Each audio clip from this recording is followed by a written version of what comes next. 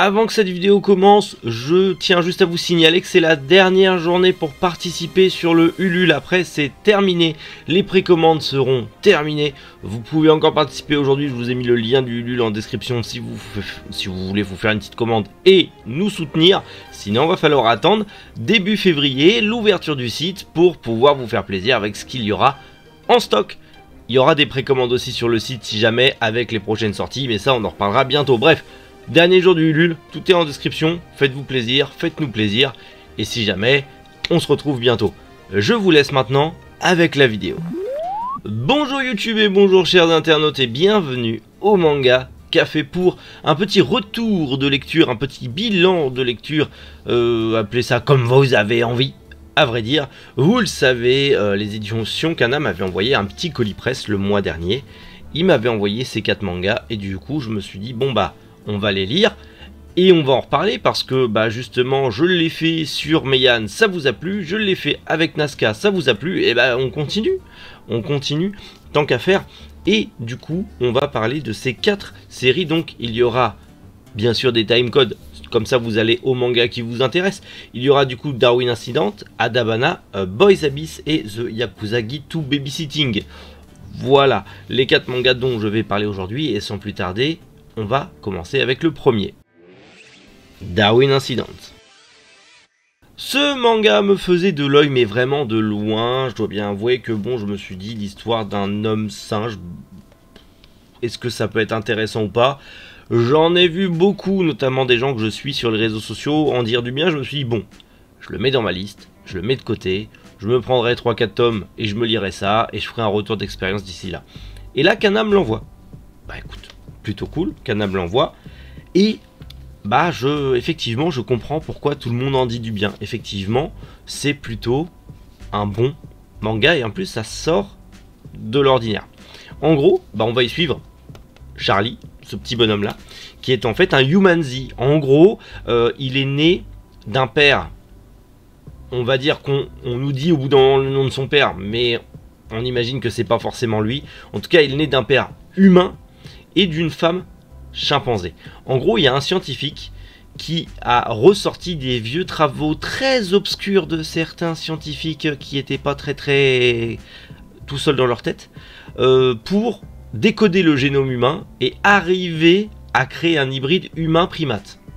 En sachant que le chimpanzé est celui qui se rapproche le plus de point de vue génétique de nous. Bon, pourquoi ? Admettons. Bon, à l'époque c'était pour créer des super soldats, mais passons. Là dans ce manga c'est pas le cas, enfin, en tout cas pas pour l'instant. Et du coup ce scientifique a réussi à créer un hybride, en tout cas à créer un hybride, à mettre une femelle chimpanzé enceinte.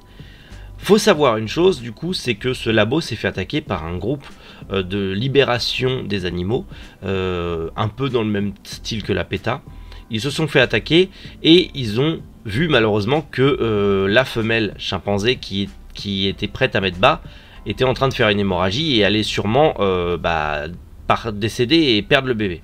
Donc du coup ils décident de le sauver, sauf qu'ils se sont aperçus que ce que la femelle chimpanzé a mis au monde, c'est pas un chimpanzé. Donc après ils ont compris en recherchant dans les dossiers du laboratoire qu'ils ont attaqué, que c'était un hybride qui était en cours de gestation et qui avait été créé.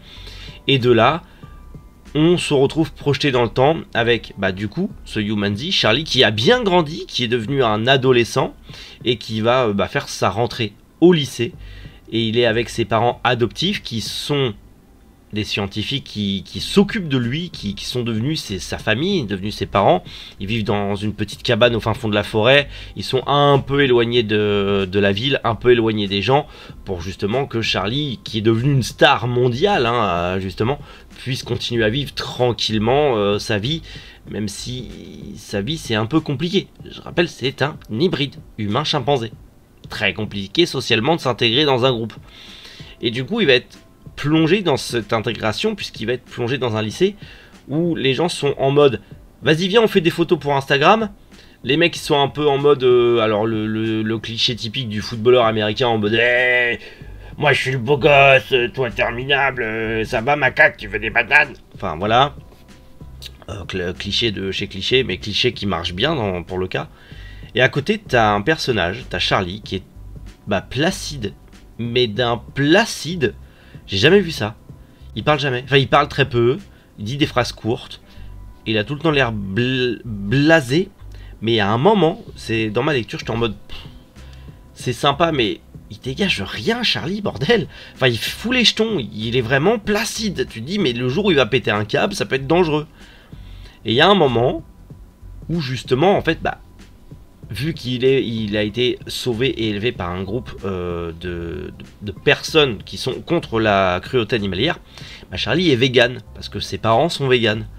Et du coup, il y en a un gros dur qui se moque de lui en disant « Ouais, mais t'es musclé et tout, t'es un singe, tu devrais pas manger que de la salade, tu devrais manger de la viande, tu serais baraque, tu pourrais faire tout ce que tu veux, nani, nana. » Et lui, il dit « Non, moi j'ai l'habitude de manger comme ça, donc je mange comme ça, sans plus. » Il cherche pas à midi à 14h, il fait ce qu'on lui dit et basta.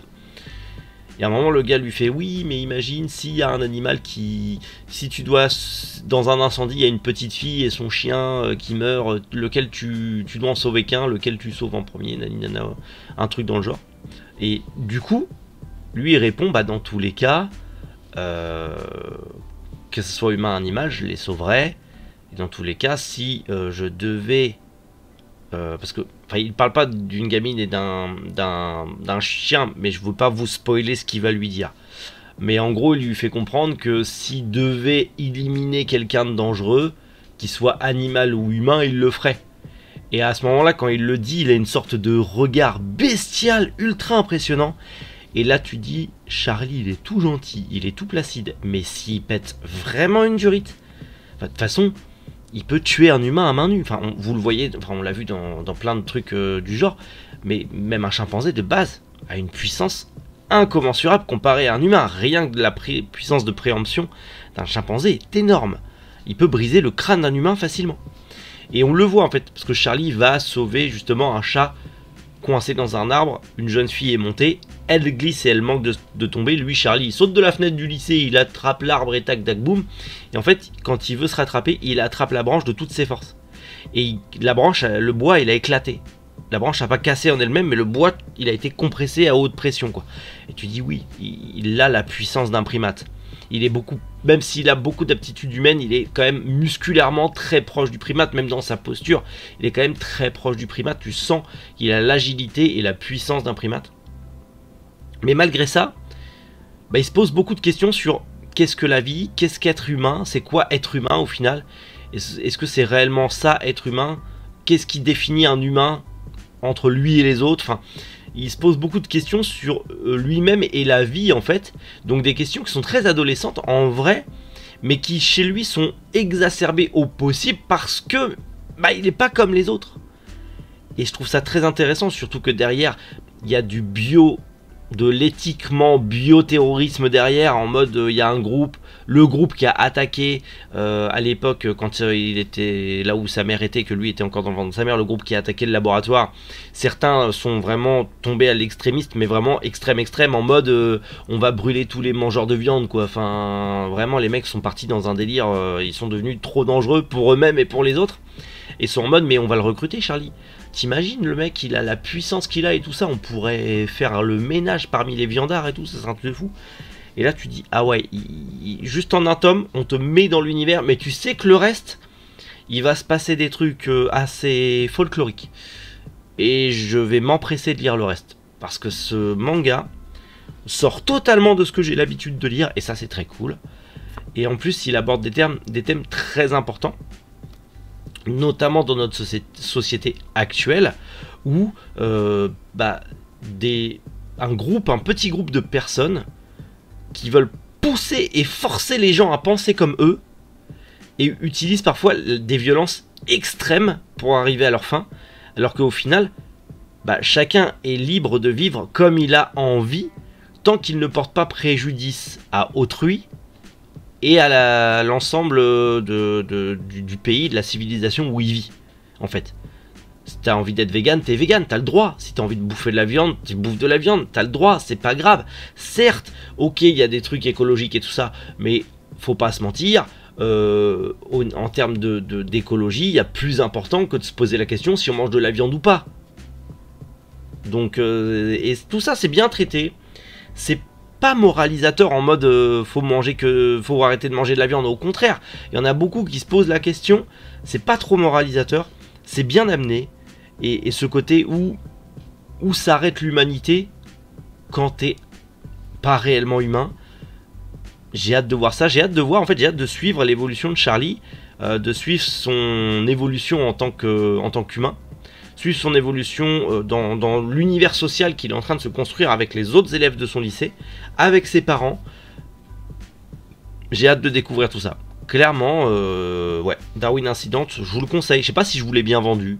Je vous dis ce que j'en ai pensé sans vraiment trop vous spoiler, parce qu'il n'y a que 2 ou 3 tomes qui sont sortis. Mais lisez-le. Lisez-le si vous avez l'occasion. Franchement, il est vraiment, vraiment, vraiment pas mal. Et je suis bien content de l'avoir découvert et je vais m'empresser de lire la suite. Adabana. Celui-là, on m'a tanné pour le lire. Des amis m'ont dit « Lis Adabana, c'est trop bien !» J'étais « Ouais, ok, vas-y, sans plus. » Après, je me dis « 103 volumes, ça va. » Mais c'était pas dans mes priorités. Je me suis dit « Un jour, je me prendrai les 3 quand je les trouverai quelque part. » Et puis ça s'arrête là. Ou quand j'aurai pas trop de sorties à acheter, je prendrai les 3 et ça s'arrête là. Je l'ai pas lu, on verra. Tout le monde m'en dit du bien. Tous mes collègues youtubeurs en ont dit du bien. Et là, bon, Kana me l'envoie. Je me dis, bon, bah, c'est l'occasion, du coup, de découvrir. Et quelle fut pas ma surprise de découvrir que ce truc est incroyable, effectivement.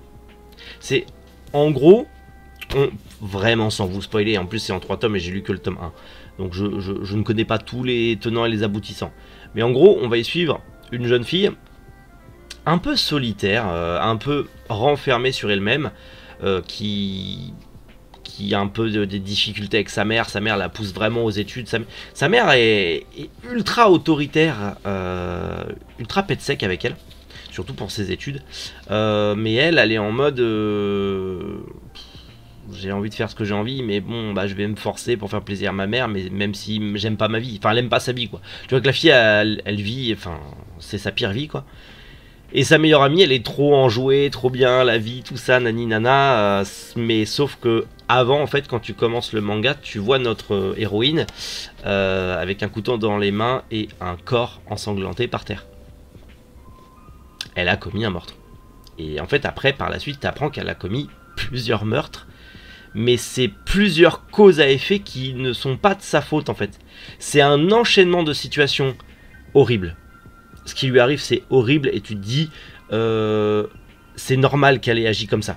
Même, en tout cas, de ce que l'on connaît dans le tome 1, c'est normal qu'elle ait agi comme ça. C'était de la légitime défense. On peut pas la condamner pour ça. Mais malheureusement, elle a détruit les preuves et c'est dommage. Et elle s'est quand même fait choper. Enfin, elle s'est fait choper. Je vais vous expliquer après. Mais elle a vécu des choses horribles. Et tu te dis, mais c'est normal, la pauvre. N'importe qui aurait agi comme ça, en tout cas s'il avait la possibilité de se défendre, aurait agi comme ça et aurait tué la personne qui t'agresse. Mais du coup, bah en fait, elle s'en veut tellement de tout ce qui est arrivé qu'elle va se dénoncer elle-même à la police en amenant l'arme du crime en disant bah c'est moi qui a tué un tel. Et elle se fait arrêter. Et en fait, on est sur 2 timelines différentes. Mais c'est bien amené et on s'y perd pas quand on a l'habitude de lire des polars ou des trucs comme ça qui sont sur plusieurs timelines. On a la timeline où elle est incarcérée, du coup elle est en garde à vue, puis incarcérée, puis elle a la visite de son avocat au parloir et tout ça où elle explique ce qui se passe. Et quand elle explique ce qui se passe, on a le retour dans le passé un peu en mode flashback avec ce qui s'est passé, les tenants, les aboutissants, les gens qui ont gravité autour d'elle et qui ont poussé à agir comme elle a agi. Mais est-ce que c'est réellement elle qui a fait ça? Est-ce que c'est réellement elle qui a commis tous les meurtres? Ou est-ce qu'il n'y avait pas quelqu'un d'autre qui s'est dédouané en l'accusant? Est-ce qu'elle s'est pas accusée pour couvrir quelqu'un? C'est ultra intéressant. Il y a 2 tomes, ils sont déjà sortis, je me les achète très bientôt. Je vais les rentrer sûrement ce mois-là parce que je veux connaître le dénouement de cette histoire. Et elle est tellement attachante. Tu te dis mais la pauvre, elle a rien demandé à personne. On lui a pété les noix. Bon, elle a pas de noix, mais t'as compris. Et ouah se retrouver comme ça et elle est en mode, elle prend tout sur ses épaules, elle accepte tout, limite elle est dessinée en mode en fait c'est une psychopathe et elle a un problème mental, mais à la fin du tome tu te rends compte que finalement elle a juste été sûrement manipulée, et sûrement parce qu'on n'est même pas sûr qu'elle a été manipulée pour en arriver là et qu'elle souffre tellement, mais elle est obligée de tout cacher pour pas que la personne qu'elle couvre se fasse avoir. Si c'est bien le cas, ou si c'est pas une manœuvre pour se sortir de la mouise. On sait pas. On reste sur un cliffhanger de fou furieux. Et j'ai hâte de lire la suite. Je comprends les collègues qui en ont dit de bien, je comprends pourquoi mes potes m'ont dit Mélissa, espèce de... Oui. Bah les copains, je l'ai lu et j'adore, c'est trop bien. Et je vais lire la suite. Boys Abyss. Bon alors déjà on va parler de l'édition, elle est magnifique, avec cette jeune fille et ce poisson combattant magnifique. Boys Abyss, bah c'est pareil, hein, c'est chez Big Cana comme pour Adabana, et pareil, c'est ultra sombre, c'est un thriller mature, adulte, très sombre. Et en gros, on va y suivre Ray, un jeune homme qui a pas une vie... Son frère aîné est un hikikomori qui avait tout pour réussir, mais il a flingué ses études et maintenant il reste enfermé dans sa chambre et il pique des crises et il tape dans les murs et il hurle s'il n'obtient pas ce qu'il veut, s'il n'est pas cédé. Sa mère est au bord de l'épuisement et en pleine dépression parce qu'elle s'occupe de sa grand-mère, donc de sa mère à elle, qui est démente, et de son frère aîné qui est un hikikomori casse-bonbon. Et lui il se retrouve au milieu de tout ça dans un cercle familial extrêmement dur à vivre au quotidien. Il se retrouve pris au piège dans ça, et dans une toute petite ville où il n'y a pas d'avenir professionnel, voire très peu, parce que c'est une petite ville de campagne. Il y a tous les trucs, tous les commerces ferment, tout le monde part vers Tokyo ou vers les plus grandes villes là où il y a plus de boulot. Donc il se retrouve très vite piégé. Et il se dit, dans tous les cas, je suis foutu, je vais vivre et mourir ici, je vais travailler dur, je vais arrêter le lycée, après le lycée j'irai pas à l'université, je vais travailler dur pour gagner de l'argent et aider ma mère financièrement et pouvoir permettre à ma mère de payer ce qu'il faut pour la soulager, parce qu'elle en peut plus, il faut que je l'aide, c'est normal, elle a besoin de moi. Mais même qu'au fond il se force à faire ça alors que c'est pas réellement ce qu'il a envie, mais il se force parce que il faut le faire. Mais, parce qu'il y a un mais forcément, un jour, il va rencontrer une jeune fille à la supérette qu'il avait entreaperçue parce que en plus il se fait harceler par un ancien pote d'école primaire à lui qui est devenu un peu le petit yakuza du village, en mode c'est moi le roi du village, c'est moi le petit yakuza, c'est moi qui vais monter le clan de yakuza du village, c'est moi le meilleur, c'est moi le roi, tu m'obéis, va m'acheter des clopes ou je te déglingue, voilà. Et donc du coup il se fait victime et il achète des cigarettes alors qu'il a pas l'âge pour ce mec là. Comme ça le mec il a des cigarettes gratos quoi, c'est son larbin en fait. Et donc cette jeune fille, il la croise et il devait aller encore une fois jouer au larbin pour aller chercher des bento pour faire plaisir à son grand frère qui veut des bento, des poulets frits, machin, tout ça. Bref, il joue encore au larbin, que ce soit pour les caïds du village ou pour sa famille. Le mec a vraiment une vie de merde. Et cette jeune fille n'est autre qu'une idole qui a arrêté sa carrière, en tout cas qui a mis sa carrière en pause, et qui s'est cachée dans ce petit village et qui travaille au combini du coin pour se faire un peu d'argent et pour changer un peu de vie. Et il se rend compte que cette idole, il la connaît et il la surkiffe en fait. Il adore cette idole, il la trouve trop mignonne, nana. Il se rend compte que waouh, elle me parle et tout, naninana. Et là, on part sur un Gigante 2.0. Gigante de Hiroya Oku. On part sur un Gigante 2.0. C'est-à-dire qu'on a la même relation entre cette idole et Rei que la relation qu'on a entre Papiko et le garçon, je sais plus comment il s'appelle dans le Gigante. On a la même relation. Un jeune homme qui n'a pas une vie forcément toute rose, même si Rei il a une vie encore pire que celui de Gigante. Il n'a pas une vie rose. Il rencontre une idole qui surkiffe. D'un coup d'un seul, on discute. Une heure après, on se retrouve chez elle et on s'envoie en l'air. Et finalement, il y a son mari qui arrive, mais ils sont plus ensemble, mais ils vivent sous le même toit et c'est chelou. Et qu'est-ce que je vais faire? Et je l'aime, mais je sais pas quoi faire. J'ai eu l'impression de revoir Gigante et je me suis dit ah non, j'ai moyen. Et au final, tu continues ta lecture et tu te rends compte qu'il y a quelque chose de beaucoup plus sombre derrière, parce que cette jeune fille veut mourir. Et en gros, dans leur village, il y a un écrivain qui a écrit que dans un drame qu'il a écrit, dans un roman qu'il a écrit, il y a un endroit dans ce village qui s'appelle l'abîme des amoureux, et que du coup, en fait, au XVIIe siècle, il y aurait un couple qui se serait suicidé et que se serait jeté dans cet abîme, et ça serait devenu l'abîme des amoureux, et que du coup, bah, en gros, c'est un lieu où tous les amoureux qui ne peuvent pas être ensemble, ou qui sont forcés par leur famille de se séparer, viendraient se suicider. Et donc du coup c'est devenu un peu le lieu hype des suicides en couple. Donc vous imaginez bien que ces deux-là qui ne peuvent pas être ensemble mais qui sont entre guillemets devenus fous amoureux vont limite vouloir se foutre en l'air ensemble. Et à la fin du tome, tu sais pas s'ils ont plongé ou pas. Donc tu sais pas s'ils sont foutus en l'air ou pas. Et le truc, je crois qu'il y a 15 tomes au Japon encore. Donc je pense qu'ils sont encore... ils vont ressortir ou ils sont encore au sec, je sais pas. Mais pour le coup, j'étais en mode, ok, ça ressemble un peu trop à Gigante, même si c'est différent. Et au final, tu te rends compte que oui, effectivement, le début de leur rencontre ressemble un peu à Gigante. Mais au final, il n'y a pas ce côté SF et compagnie. Et forcément, on est vraiment dans un slice of life, un drame pur et dur, un thriller pur et dur. Enfin, plus un drame qu'un thriller. Et tu te dis, bah effectivement, on est dans un truc ultra prenant. On est dans une relation amoureuse tumultueuse naissante, dans deux personnes qui ont... Alors elle, l'idol, on sait pas encore trop ce qu'elle a vécu, mais apparemment elle a vécu des trucs pas cool. Lui, tu sais qu'il a une vie de merde et que il a limite, il se dit, mais la seule solution pour moi, pour ne pas avoir à supporter cette vie et d'être coincé dans cette vie, c'est d'y mettre un terme. Autant y mettre un terme avec la personne avec qui je suis heureux et amoureux pour la première fois de ma vie. Bon, en même temps, c'est sa première fois pour tout. Un peu compliqué. Et tu te dis, il peut y avoir un développement intéressant sur le long terme. Après, il faudrait peut-être pas que ça dure trop longtemps, parce que ce premier tome est vachement fat. Il se passe beaucoup de choses. Donc je sais pas comment va être le rythme des autres tomes, mais si ça va à plus de 10 tomes, qu'est-ce qui va se passer en fait?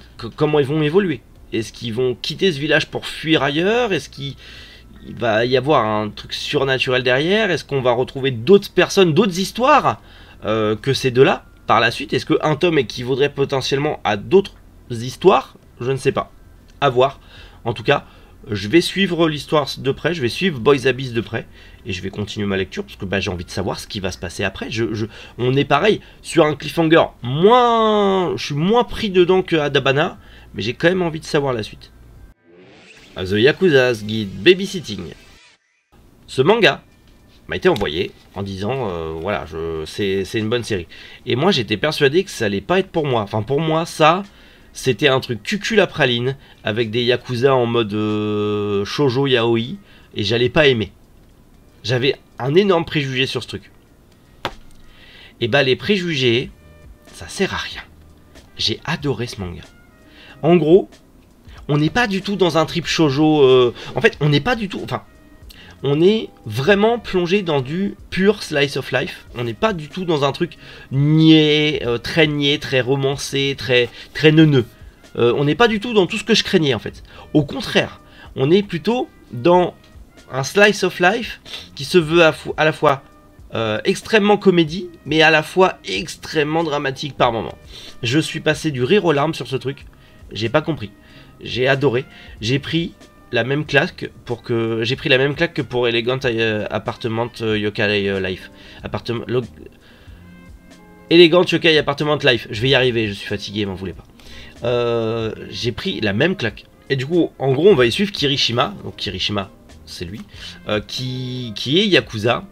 Et qui est connu pour être le démon de son clan. Le mec est ultra violent, ultra bagarreur, il peut pas s'en empêcher.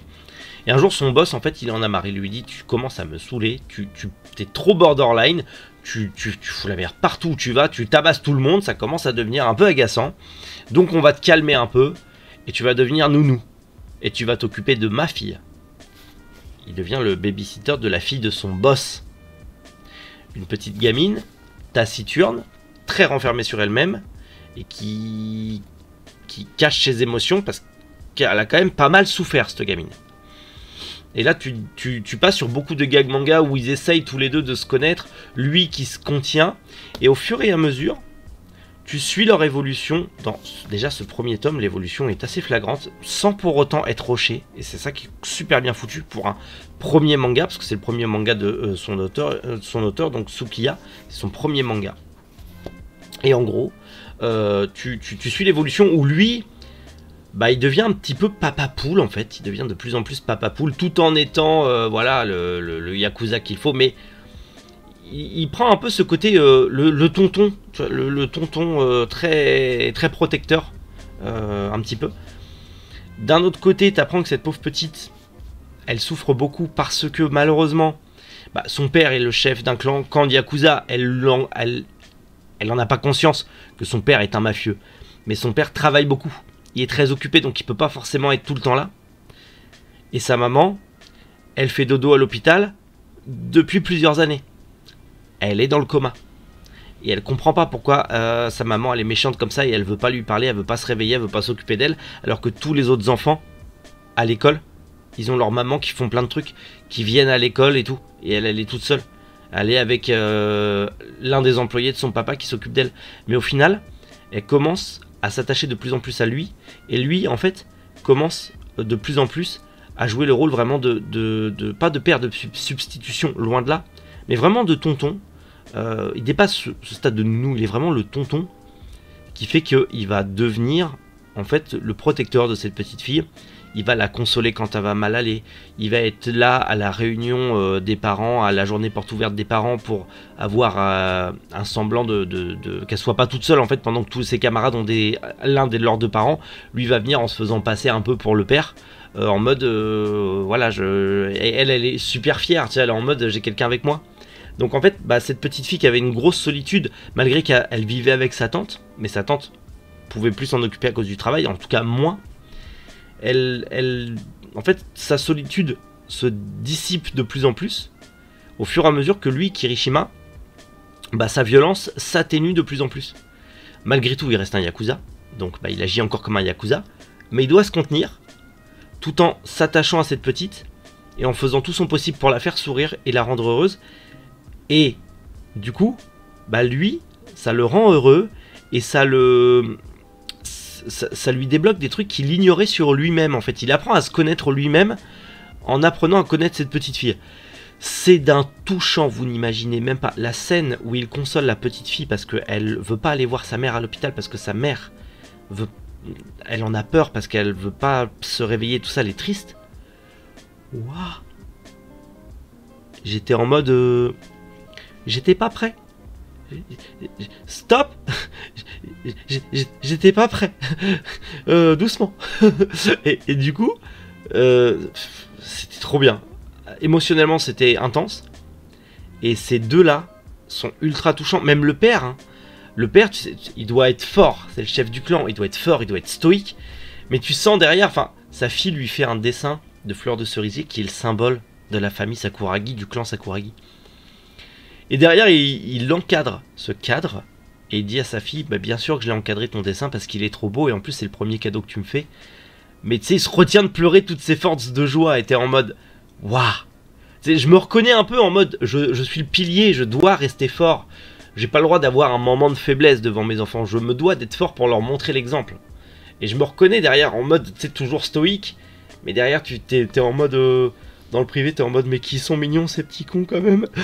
J'étais en mode, bordel, c'est ok. Donc, ouais, franchement, une belle claque ce manga. Je ne m'attendais pas à tomber amoureux autant de ce manga qui est ultra touchant en fait.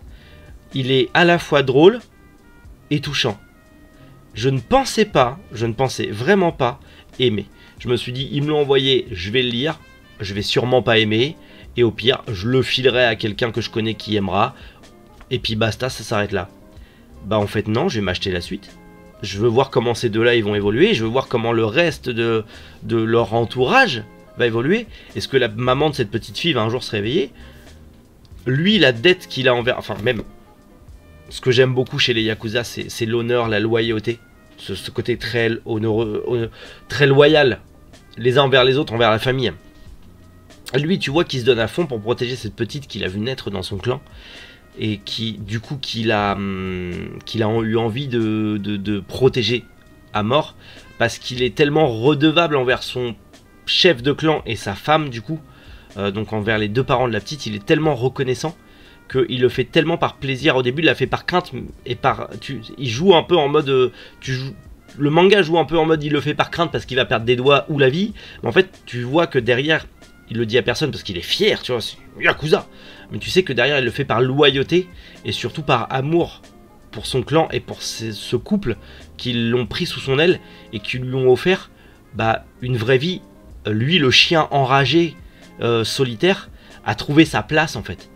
Et j'étais là, j'ai fait mais bordel, c'est quoi ce personnage incroyable, j'adore. Et là oui, là on est loin du stéréotype que j'avais, en mode ça va être un Yakuza fleur bleue, cucul à praline. Non, t'as un vrai personnage avec un vrai background et vraiment développé, et derrière plein d'autres qui sont développés. Certes c'est humoristique, mais t'as un développement derrière. J'adore ce manga, lisez-le. Franchement je vous le conseille, lisez-le, c'est une pépite. Et c'est une pépite qui ne doit pas rester méconnue. Voilà les 4 mangas que j'ai reçus de chez Kana. J'espère que je vous les ai bien vendus. Alors, en tout cas, je suis pas là pour les vendre. Attention, c'est pas parce qu'ils me les ont envoyés que je dois forcément vous les vendre. J'ai clairement aimé, vous me connaissez. À force, si vous me connaissez pas, vous allez apprendre à me connaître. J'ai vraiment aimé, mais surkiffé ces lectures. 4 nouvelles séries dont je ne m'attendais pas à forcément apprécier. 4 nouvelles séries qui n'étaient pas dans mes objectifs de lecture de suite. Je les aurais achetées au petit bonheur la chance en les trouvant dans une librairie, mais sans plus. Et là, c'est 4 séries que je vais continuer à suivre et à lire parce que je suis plongé dedans. Notamment Adabana et notamment Yakuza Guide Babysitting. J'arrive pas avec ce nom de manga. Mais ces deux-là, c'est vraiment les deux séries que je suive le plus. Bon, Adabana, ça va être rapide et facile. Mais clairement, on a 3 styles, même 4 styles de manga différents, et 4 styles que j'adore. Et je me dis que, en fait, j'ai pas mal de préjugés sur beaucoup de choses. Et je vais essayer de casser ces préjugés, j'essaye de le faire en vidéo avec vous, de casser ces préjugés, de sortir de ma zone de confort pour vous conseiller le plus de mangas possible et moi aussi découvrir de nouvelles lectures dont je n'aurais pas forcément fait l'acquisition au premier abord. Et ça, c'est ultra cool. En tout cas, j'espère que ce format continue à vous plaire, j'espère que mes vidéos continuent à vous plaire, même si vous êtes de plus en plus nombreux et ça se voit et c'est trop cool.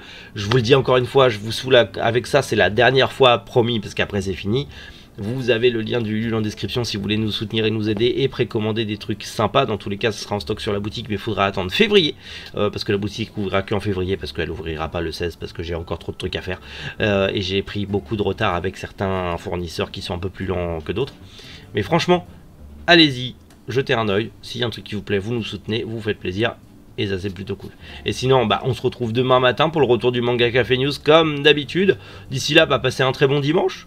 Lisez plein de mangas, restez au chaud parce que ça caille dehors et surtout prenez soin de vous. C'était Méric. Boujou les internautes.